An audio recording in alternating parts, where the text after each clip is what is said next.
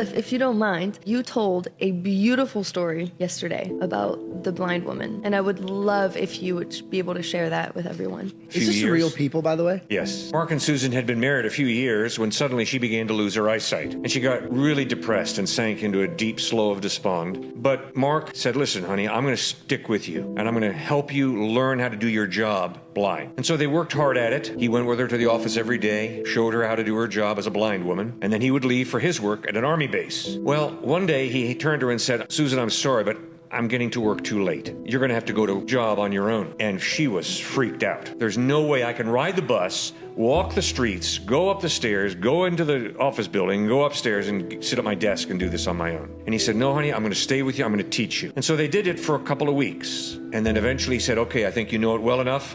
I've got to go to work at an earlier hour. So Monday came, she got on the bus, walked the block, walked up the stairs, seamless. Tuesday, Wednesday, Thursday, it went beautifully. Friday, as she's getting on the bus driver says, you know, you're a really lucky woman. And she says, stop it, I'm a blind woman. He said, well, yes, ma'am, but every day this week that you've gotten off the bus, there's a man standing on the street corner in a military uniform, and he never takes his eyes off of you.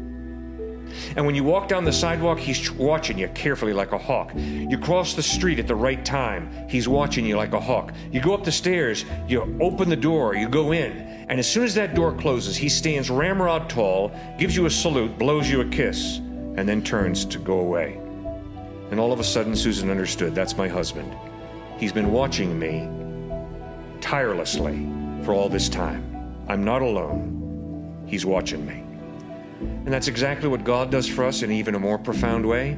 And then he calls us to do that with each other, to really protect each other, to focus in on each other, to listen to each other, to build each other up, to encourage each other. And that's how marriage goes beautifully.